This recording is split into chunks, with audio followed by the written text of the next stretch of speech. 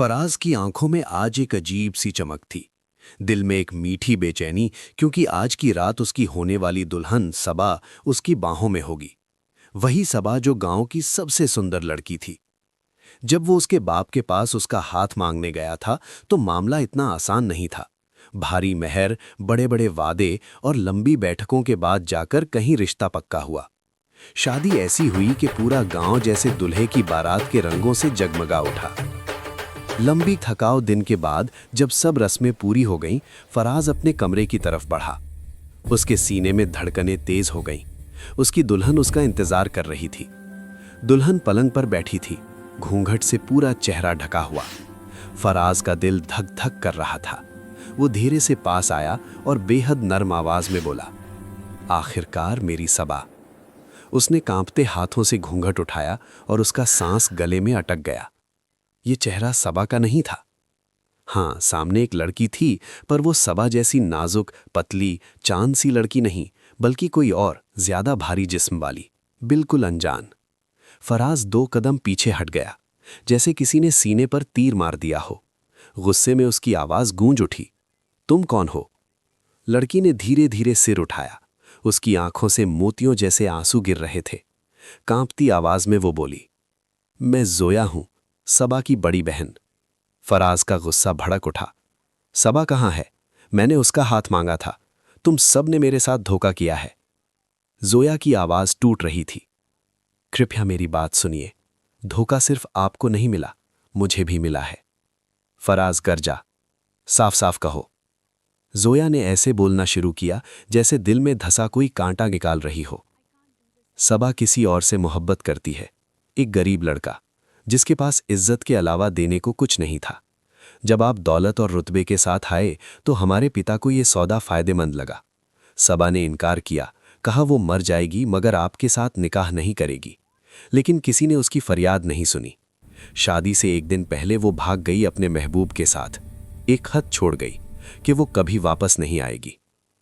फराज को लगा जैसे जमीन उसके पांव से खिसक गई हो। वो सिर्फ धोखे का शिकार नहीं हुआ था, उसने उस निकाह की कीमत चुकाई जिसकी दुल्हन ही गायब थी। और तुम? उसने गुस्से में पूछा, तुमने क्यों हामी भरी? जोया के आंसू तेज हो गए। क्योंकि मैं भी कैद थी, उसने टूटती आवाज में कहा।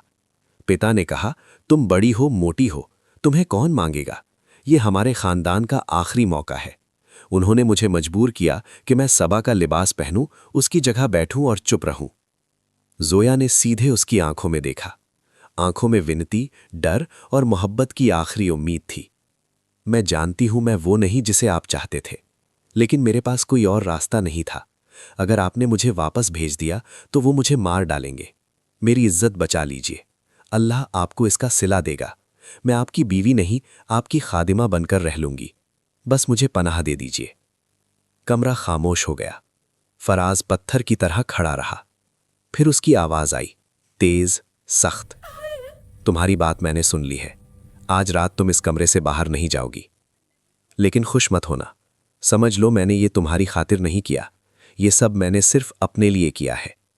फराज की आवाज ठंडी थी, जैसे बर्फ का टुकड़ा किसी की रूह में उतार दिया गया हो। मैं पूरे गांव को ये तमाशा नहीं देखने दूंगा कि शादी की रात फराज को कैसे धोखा मिला। मैं किसी की हंसी का मजाक नहीं बनूंगा। वो जोया की तरफ देखे बिना बोला, तुमने कहा था नौकरानी बन जाऊंगी, तो बस वही समझो। लेकिन एक बात याद रखना, तुम मेरी बीवी कहलाओगी, पर मैं तुम्हें कभी अपनी बीवी नहीं मानूंगा। सुबह की पहली किरण के साथ दरवाजा खुला। फराज की मां रूही नाश्ते की ट्रे लिए कमरे में दाखिल हुई। जैसे ही उसकी नजर जोया पर पड़ी, उसके चेहरे पर शिकन कैर उठी। फराज, ये सबा नहीं, ये तो उसकी बड़ी बहन है ना? फराज ने तुरंत बात संभाल ली, आवाज में फौलाद जैसा सुकून। हाँ मां, आप बिल्कुल ठीक कह रही हैं। ये सबा नहीं, ये जोया है, और ये वही लड़की है जिसे मैंने अपने लिए चुना है। उसने जोया के कंधे पर हाथ रखा और बोला, हमने सबा का रिश्ता मांगा था, मगर मुझे मालूम हुआ कि वो अभी काबिल नहीं। मुझे एक समझदार, सलीकेदार औरत चाहिए थी, और वो मुझे जोया में मिली। हमने बुजुर्गों की रजामंदी से ये फैसला किया। फराज ने धोखे को फैसला बना दिया और खुद को धोखा खाया हुआ नहीं, बल्कि दूरंदेश इंसान साबित कर दिया। रूही ने लंबी सांस ली। अच्छा किया मेरे बेटे, अक्ल मर्द का असली गहना है, हुस्न तो हवा की तरह बदलता है। वो चली गई। फराज भी दरवाजे तक गया, मगर जाने से पहले उसके लहजे में एक खामोश तलवार थी। गलत फहमी में मत रहना, मैंने ये सब तुम्हारी वजह से नहीं किया। मैंने अपना नाम बचाया है उस बदनामी से जो तुम लेकर आई हो। इस घर में रहोगी मगर एक नौकरानी की तरह, समझौते की बीवी नहीं। कमरा खाली हुआ। वो बाहर निकली। आंगन में रूही खड़ी थी, चेहरा मुस्कान से खाली, आंखें चाकू जैसी नुकेली। तो तुम हो वो समझदार लड़की, लहजा तंज से लिपटा हुआ। अच्छा सुनो, आज चचा और मौसी तुम्हें देखने आएंगे। किसी चीज में कमी नहीं होनी चाहिए। रसोई की तरफ इशारा। खाना, सफाई और बैठक की साज सज्जा सब कुछ तुम्हारी जिम्मेदारी है। जोया के होंठ कांपे। ये उसकी शादी की पहली सुबह थी, जिस सुबह दुल्हन दुल्हन होती है। लेकिन वो समझ गई, रूही ने कहानी नहीं मानी थी, वो बदला ले रही थी। रसोई में कदम रखते ही उसे अपना पुराना घर याद आया, जहां वो कभी काम के लिए हाथ नहीं उठाती थी। लेकिन आज उसके हाथ भी थे और मजबूरी भी। उसने चाकू उठाया, हाथ कांप रहे थे, प्याज की परतें गिर रही थीं, आंसू साथ बह रहे थे। रूही की आवाज तीर की तरह चली। इस तरह चाकू पकड़ती हैं दुल्हनें, या फिर ये भी कोई नाटक है ताकि काम से बच सको? जोया घबरा गई, फिर आटा गूंधने लगी। पानी ज्यादा डाल दिया, आटा चिपचिपा हो गया, और जब आटा मिलाया तो पत्थर जैसा सख्त। रूही हंस पड़ी। लाहौल विला कुव्वत, यही है समझदार औरत, जिसे रोटी बनाना भी नहीं आता। वो करीब झुकी, आवाज धीमी मगर जहरीली। तुम्हारे बाप ने तुम्हें कुछ नहीं सिखाया, सिवाय इसके कि अच्छी अदाकारी से दूल्हा फंसाया जाए। जोया ने सिर्फ सुना, चुप रहकर, टूट कर, क्योंकि उसके पास बोलने का हक नहीं, बस सहन करने का कर्ज था। रूही ने उसे झिड़कते हुए पीछे ढकेला। हटो रास्ते से, मैं खुद कर लूंगी। तुम जाओ और बैठक साफ कर दो। उस काम में तो दिमाग की जरूरत भी नहीं पड़ती। जोया कांपती हुई रसोई से निकल गई। दोपहर ढलते ढलते मेहमान आने शुरू हो गए।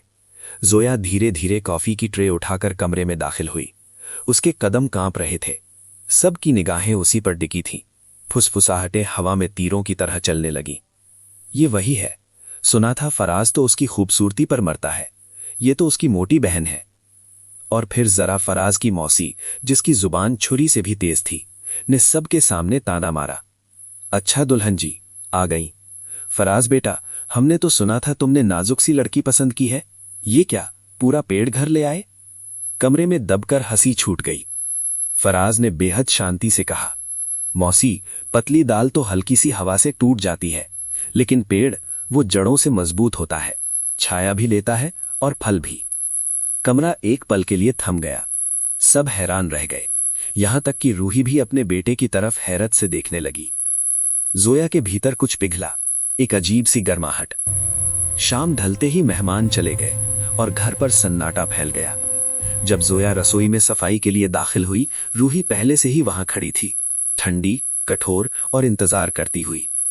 उसने ताना कसा, वाह, फलदार पेड़ मुबारक हो, तुमने मेरे बेटे को मेरे ही खिलाफ खड़ा कर दिया। और फिर आदेशों की लंबी सूची शुरू हो गई। कल से मुर्गे से पहले उठना, दूर वाले कुएं से पानी लाना, घर का कुआं तुम्हें नहीं छूना, आटा गूंधना, जानवरों के बाड़े की सफाई, नदी पर कपड़े धोना, सब तुम्हारा काम। मेरे पोते पोतियों की परवरिश कोई आलसी औरत नहीं करेगी। जोया ने सिर झुकाकर सब सुना। ये काम तो 10 आदमियों के बराबर था। उसने बमुश्किल फुसफुसाया, जी समझ गई। उसे पता था अपने पिता के झूठ, बहन के भागने और एक ऐसे पति के अहंकार की कीमत उसे ही चुकानी पड़ेगी। उस रात उसने स्टोर रूम में नींद काटी। ठंडी हवा उसकी हड्डियों तक उतर रही थी। वो घुटनों को सीने से लगाकर बैठी रही, खामोश, अकेली। अगला दिन उसके इम्तिहान की शुरुआत थी। दूर वाले कुएं से पानी ढोना, भारी मटकियां, कीचड़ भरा रास्ता, उसके नाजुक हाथों में छाले, जानवरों का बाड़ा, यानी जानबूझकर दिया गया अपमान। नदी तक आधा घंटा पैदल चलकर कपड़े धोना, बर्फ जैसा पानी और कांपते हुए उंगलियां। ऊपर की बालकनी से फराज सब देख रहा था। उसने उसे लड़खड़ाते हुए देखा, उसके फटे हुए हाथ, और मन में हल्की सी टीस उठी। वो जानता था उसकी मां कठोर है, लेकिन ये तो खुला बदला था। उसने दिल को ठंडा किया, यही हकदार है। लेकिन फिर भी उसकी थकी हुई चाल, खून से भरे हाथों की तस्वीर उसके दिमाग से निकल नहीं रही थी। रूही उसे गिराना चाहती थी, पर वो अनजाने में उसे तराश रही थी। जोया का भारी बदन पिघलने लगा। सख्त मेहनत, कम खाना, सब कुछ बदल रहा था। उसके पुराने कपड़े ढीले पड़ गए, उसकी चाल हल्की होने लगी। फराज अब उसे अनदेखा नहीं कर पाता था। वो उसे अलग नजर से देखने लगा। वो उसे अक्सर कोने में बैठकर बचा खुचा खाना खाते देखता, चुपचाप, बिना शिकायत। एक दिन वो खेत से जल्दी लौटा। बाड़े के पास उसकी नजर उस पर पड़ी। वो सूखी घास पर बैठी थी, चेहरा धूप में पीका, हाथों में सूखी रोटी का छोटा सा टुकड़ा। वही उसका रात का खाना था। उसके सामने एक छोटी सी दुबली बिल्ली कांप रही थी। जोया ने अपनी सूखी रोटी को पानी में भिगोया, उसे 2 हिस्सों में तोड़ा, बड़ा हिस्सा बिल्ली के आगे रख दिया और खुद सिर्फ छोटे टुकड़ों से पेट भरने की कोशिश की। फराज दूर खड़ा ये सब देख रहा था, पूरी तरह जड़। जिस औरत के साथ घर में जानवरों जैसा बर्ताव होता था, जो दिन रात पत्थर की तरह काम करती थी, जो खुद मुश्किल से खाती थी, वही औरत अपनी भूख से ज्यादा एक भूखी बिल्ली की तकलीफ महसूस कर रही थी। उसके सीने में कुछ तेज सा चुभा। ये गुस्सा नहीं था, ये शर्म थी। उसी शाम रूही रसोई में चीख रही थी कि आटा जल्दी खत्म हो रहा है। इस कोलाहल के बीच कई हफ्तों बाद पहली बार जोया की धीमी दबी हुई आवाज सुनाई दी। माँ जी, अगर हम मजदूरों की रोटी के लिए सफेद आटे में थोड़ा जौ मिला दें तो रोटी ज्यादा पेट भरेगी और हमारा आधा गेहूं बच जाएगा। रूही ने ऐसे देखा जैसे किसी भिखारी ने हुक्म दे दिया हो। कब से तुम भंडार के काम समझने लगी? चुप रहो और आटा गोंधो। लेकिन तभी फराज की आवाज आई, सख्त, साफ और निर्णायक। रुको माँ। उसने जोया को एक अनोखी नजर से देखा, फिर बोला, वो ठीक कह रही हैं, जौ सस्ता है और पेट भी ज्यादा भरता है। कल से ऐसा ही होगा। ये पहली बार था कि किसी ने उसके विचार को सुना था और उस पर यकीन भी किया था। रूही के चेहरे पर नफरत की एक नई लकीर उभर आई। जोया पहली बार किसी बात में जीत गई थी और ये रूही को बिल्कुल पसंद नहीं आया। अगली सुबह रूही का गुस्सा अब एक मीठी जहरीली चाल में बदल चुका था। वो अजीब तरह से शांत थी। आज तुम दूर वाले कुएं पर मत जाना, उसने मुलायम आवाज में कहा। ना लकड़ी लाने की जरूरत है। जोया हैरान थी। शुक्रिया माँ जी, रूही ने नकली कांपती आवाज में कहा। अरे नहीं, फराज ने मुझ पर हुक्म चलाया है कि तुम आराम करो। मैं अपने बेटे को नाराज नहीं कर सकती। तुम अब मेम साहब हो, आराम करो, मैं तुम दोनों की सेवा करूंगी।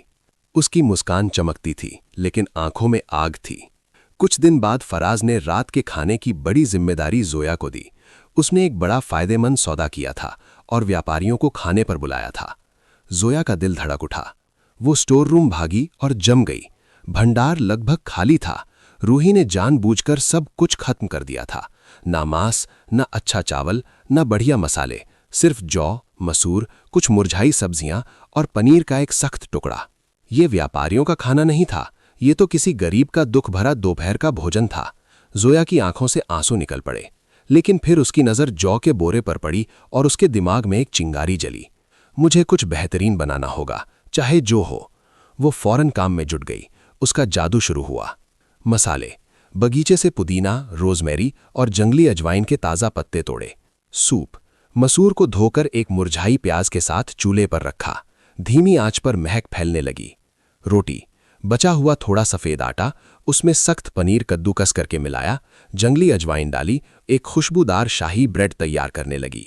मुख्य व्यंजन, जौ को सब्जियों के साथ धीमे धीमे पकाया, जड़ी बूटियां और थोड़ा तेल मिलाया, और ये जौ अब जौ नहीं रहा, ये एक मलाईदार सुगंध से भरी रिजोटो जैसी शानदार डिश बन गई।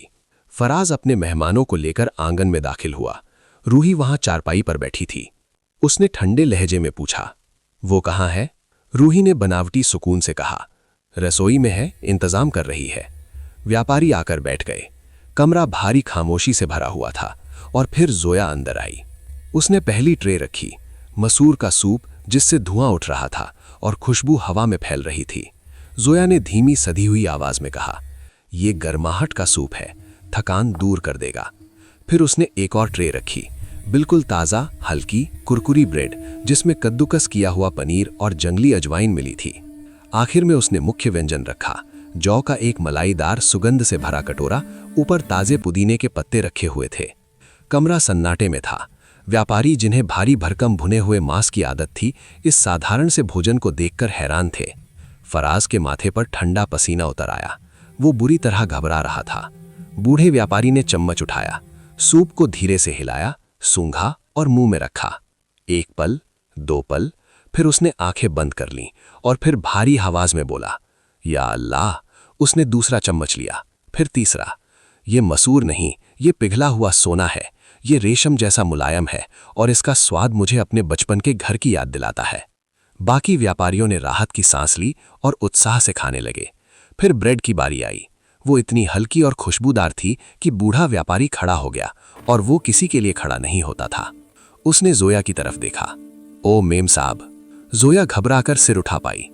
मुझे नहीं पता तुम्हारे पति तुम्हें कहां से लाए, लेकिन वो दुनिया का सबसे खुशकिस्मत आदमी है।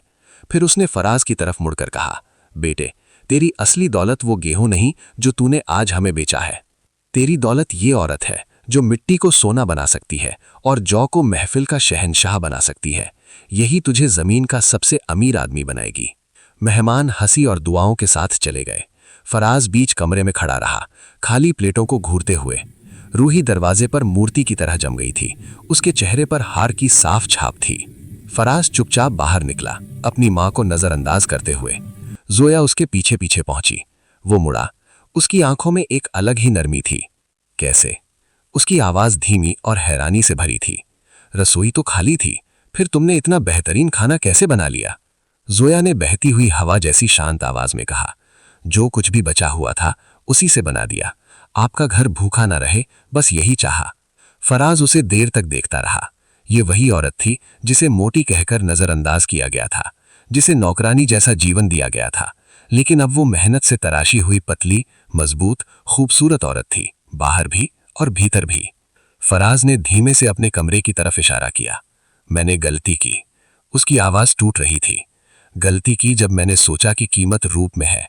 गलती की जब मैं चुपचाप अन्याय देखता रहा। ये घर तुम्हारा है, न गेस्ट रूम न स्टोर रूम। उसने गहरी सांस ली और फिर कहा, वो बात जिसकी उम्मीद जोया ने कभी भी की नहीं थी। क्या तुम इस घर की मेम साहब और मेरे दिल की मेम साहब बनना स्वीकार करोगी? जोया ने आंखें बंद कर लीं। उसके पतले खूबसूरत चेहरे पर एक थकी हुई पर जीत से भरी मुस्कान फैल गई। यही उसकी जीत थी। कभी कभी जिसे हम अपनी जिंदगी का सबसे बड़ा जुल्म समझते हैं, वही हमारा असली रूप, हमारी असली ताकत और हमारी असली जगह उजागर करने का रास्ता बन जाता है।